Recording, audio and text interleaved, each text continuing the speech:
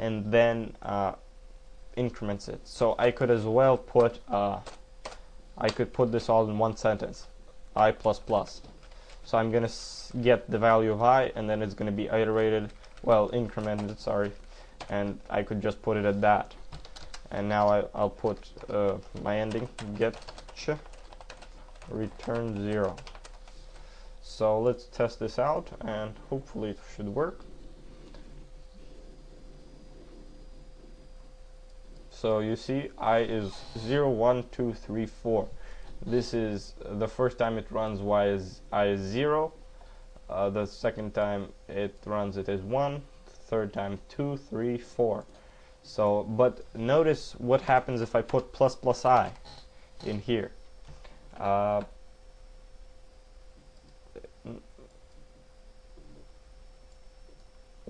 2, 3, 4, 5. Why the difference between because plus plus I first it looks at this expression, says okay, let's increment I, so I becomes, when the first time it runs, I becomes 1, and so it increments I to 1 and then prints it out to the screen.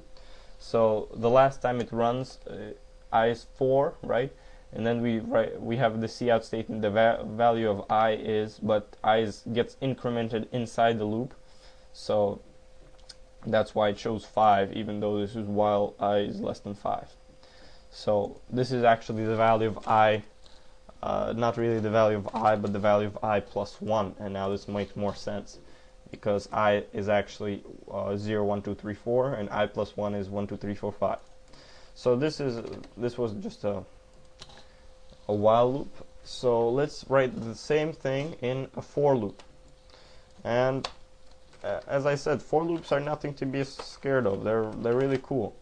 Integer I equals 0. Don't forget the semicolon. Next, I is less than 5.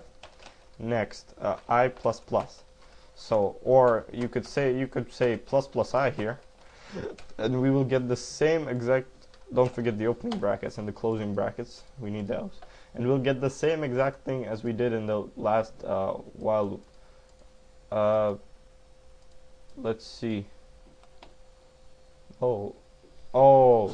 Because there's the difference. I'm incrementing I here and here, so it increments by 2 every time it runs. So I'll take out this incrementation, and then we will get 0, 1, 2, 3, 4. Now there's a difference. In the while loop, when we said plus plus I, it just did 0, 1, 1, 2, 3, 4, 5. And here when we said plus plus I, it did this, well, 0, 1, 2, 3, 4. Why is that? Because plus plus I happens at the end of the loop. So I is actually incremented at the end of the loop. So we get the real value of I, and then it is incremented. So you could, instead of doing this, you could omit this parameter and put plus plus I here, and you'll get exactly the same thing as you did in the last while loop. At least I think so. Yes, 1, 2, 3, 4, 5. So you need to have these 3 semicolons, but you don't have to have this exact like statement condition. You could just have, this could be a for loop, for blank blank blank. So you could say int I equals 0 for I is less than 10, and then you could say that's it. Oh, this could be a for loop. And once again it works. Why? I omitted these 2 parameters, but I defined int I here and I defined plus plus I here, so it still works. So that's an example of a for loop, and they're pretty cool if you have to loop something a lot of times. So let's just run through a quick example of some use of for loops. Say I want to get the prime numbers between 1 and 100, whatever. So it's going to be actually nested for loop. So for integer I equals 0, I is less than 100, I plus plus. So here's my main for loop, and this is I is going to be all the numbers that I check. So I'm gonna check, actually I'm gonna start my checking at 2, because 2 is the first prime number.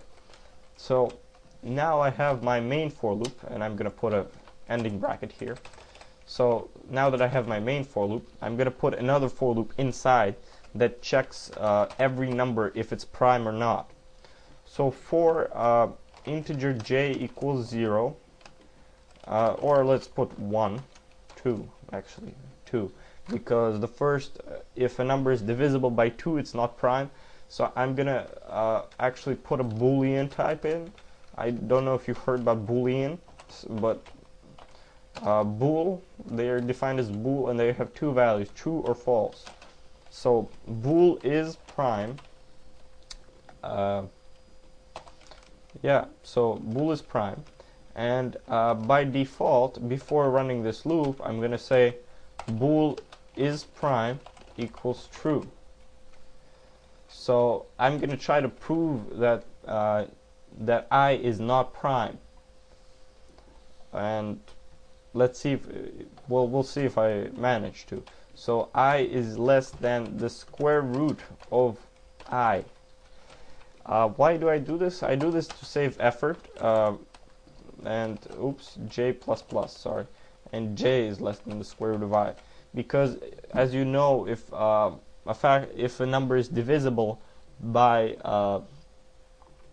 something under its square root, it's not prime, and if it's not divisible by anything under the number square root, it is prime. So that I'm just saving myself effort there. But to use the square root function, it's included in CMath, so you have to include CMath. I didn't think about that, but okay. So here is our secondary loop.